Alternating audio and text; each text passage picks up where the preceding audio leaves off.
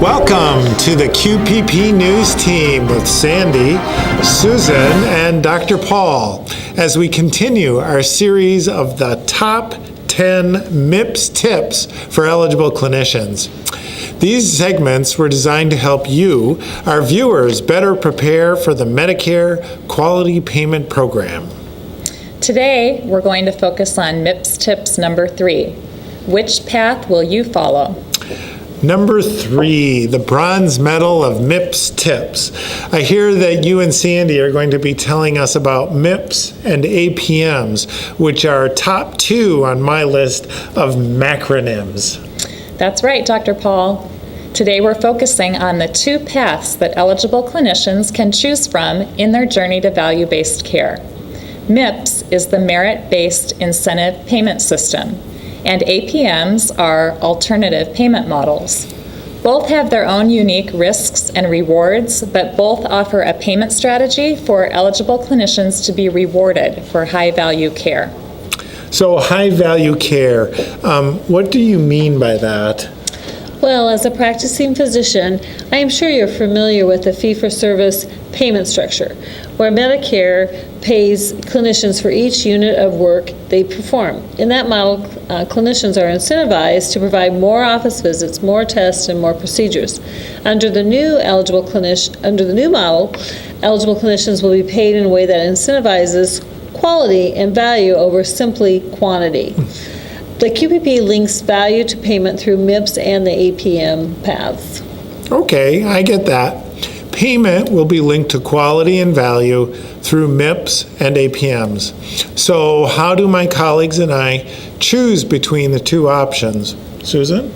Well, at the moment, most experts, including CMS, predict that the majority of eligible clinicians will fall into the MIPS path. This is because most of the APMs currently available to eligible clinicians don't meet the criteria for an advanced APM, which is required by the macro legislation. My goodness, that is sounding complicated. Maybe we can start with APMs and the APM pathway. Sandy, what in the world is Susan talking about with an advanced APM? Well, the Quality Payment Program establishes incentives for eligible clinicians to participate in certain alternative payment models that CMS is calling advanced APMs. Susan does a great job explaining what makes an APM an advanced APM. Sure, I'll give it a shot. As we've already discussed, APMs are payment strategies that move the healthcare system away from fee-for-service reimbursement to payment that's linked to quality and value. There are a number of different types of APMs, and over the past few years, that number has grown, along with the number of people receiving care through APMs. 2 widely recognized examples would be accountable care organizations, ACOs, and bundled payments for joint replacement surgery. Sure, I'm familiar with those, and I get how they are distinct from fee-for-service. But what makes an APM an advanced APM? Well, CMS is currently proposing the following criteria for an APM to be considered advanced. Number 1, the APM must use electronic health record technology that is ONC certified. Number 2, the payments to the clinicians must be linked to quality performance. And number 3, it must be either a medical home model or bear more than a nominal amount of risk for financial loss. So that still sounds complicated. What is more than a nominal amount of risk for financial loss? That's a great question. You're probably familiar with ACOs caring for a defined population that are not at risk for financial losses, but they do share in any savings they generate for the payer. Yes, in fact, I'm part of that type of ACO. Well, under the proposed rule, that would not qualify as an advanced ACO because the ACO is not at risk for financial losses.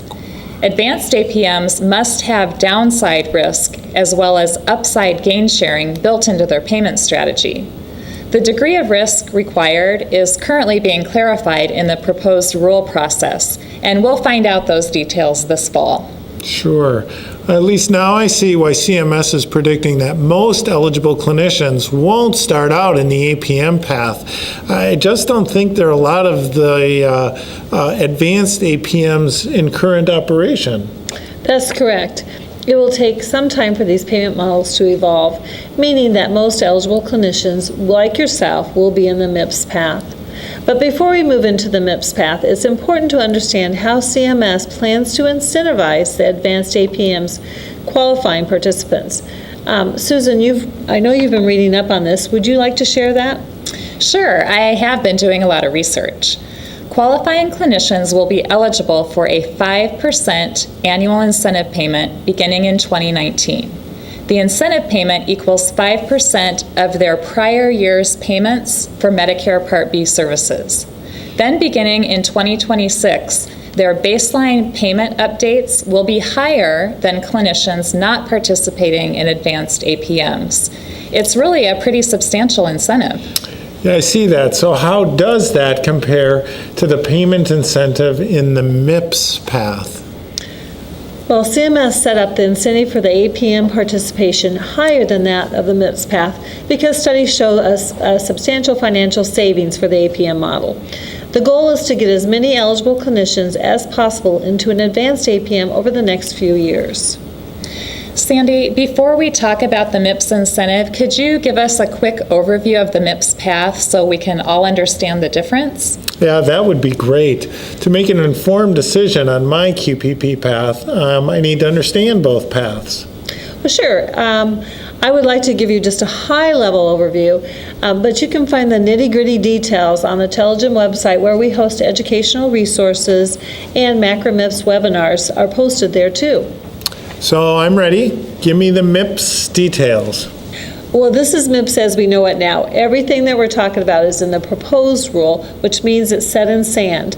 The final rule will be out sometime this fall. But MIPS takes the current standalone quality incentive programs, PQRS, Meaningful Use, and Value Modifier program, and streamlines them into one single program with 4 performance categories. So what happens to PQRS, Meaningful Use, and Value Modifier as we know them now?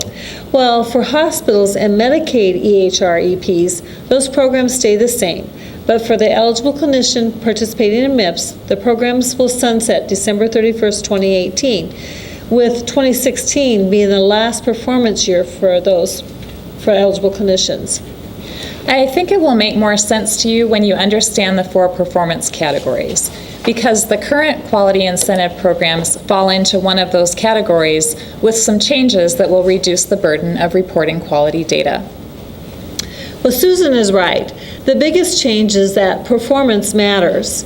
The 4 categories that make up the composite score are quality, which replaces PQRS and the value component of the value modifier program. Second category being the advancing care information, which replaces meaningful use with similar objectives with more focus on interoperability and data sharing. Third category is the resource use, or the cost category, which replaces the cost component of value modifier. There's no reporting requirement for that category, as it's all pulled from claims data. And the last category is new to CMS, and that's called the clinical practice improvement activities. And the idea behind that is to reward doctors making changes in their practices and their processes that CMS believes are steps to improve patient outcomes.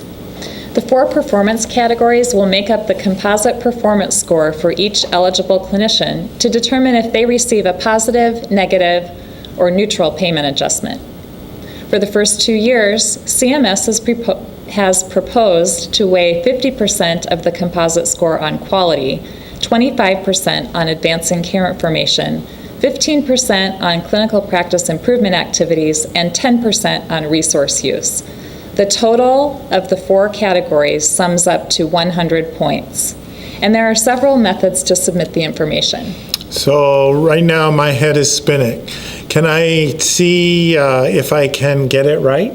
Sure, take a stab. Okay, so the MIPS composite score will be used to assess my quality and value by measuring my performance on quality of my care, my use of health information technology to advance care information, the Medicare resources used by my patients, and my efforts to improve my practice performance.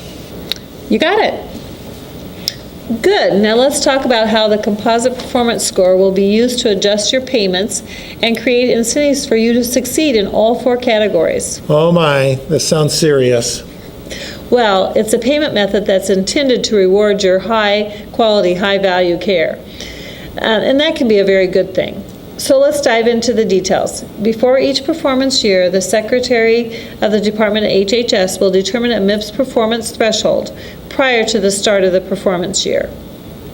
This threshold will be the mean or the median of the composite performance scores of all eligible clinicians. Once that threshold is determined, those eligible clinicians who achieve a composite score greater than the threshold will receive a positive payment adjustment, while those who have scores less than the threshold will receive a negative payment adjustment. Since it takes a couple of years to gather all the necessary data, the 2019 payment adjustment will be based on the composite score achieved in 2017. The initial payment adjustment in 2019 is up or down to a maximum of 4%, but this gradually increases to a maximum payment adjustment of plus or minus 9% by the year 2022. Now, CMS has also proposed to build in a scaling factor of 3 that can be realized in certain circumstances. In circumstances where budget neutrality can be maintained, it would be possible for high-performing eligible clinicians to have payment adjustments that are 3 times the base adjustment. For instance, up to 12% in 2019.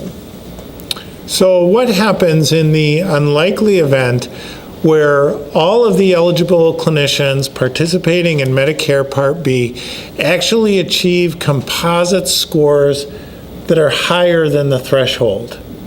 Actually, that would be awesome. It would mean that all of the eligible clinicians are delivering high-value care to their Medicare patients. Since budget neutrality must be maintained, the basic upward payment adjustment in that scenario would be 0. However, macro legislation has set aside additional resources to recognize eligible clinicians with exceptional performance. So those who do exceptionally well in this circumstance would still be rewarded for quality and value. Does that make sense? Yeah, it sure does. And just to make sure, this all starts January 1, 2017 for the first performance year? Yes, and just to throw a little bit more information at you, some eligible clinicians are exempt from the program. These include 4 categories. Number 1, clinicians who are in their first year as Medicare Part B providers. Next, clinicians who see a volume of Medicare beneficiaries that are below a low patient volume threshold. Third, certain participants in eligible alternative payment models that we've been discussing. And lastly, hospitals and facilities are not eligible for the MIPS program. That makes sense. I wouldn't want my colleagues in their first year of seeing patients under the Medicare program to have to be figuring this out as they're just getting their practices underway. So, are there any other MIPS tips you smart people think our viewers need to determine which quality payment program path to follow? Well, I guess to simplify today's MIPS tips as you work to decide which program you choose to participate in, it's important to understand the differences between the two, as they both represent certain advantages and challenges. You'll want to consider them carefully. Most eligible clinicians will start at MIPS and transition to the APM over a few years. We've really covered a lot of facts and details today, and it might be tough to digest. So please check out our other videos in the MIPS Tips series to deepen your understanding. Take the steps you need to succeed in the MACRA Quality Payment Program. Thank you, Susan. Thank you, Sandy, for sharing your expertise with our viewers. And that concludes our MIPS Tips for today. Thank you for watching the QPP News Team, and join us for our next episode.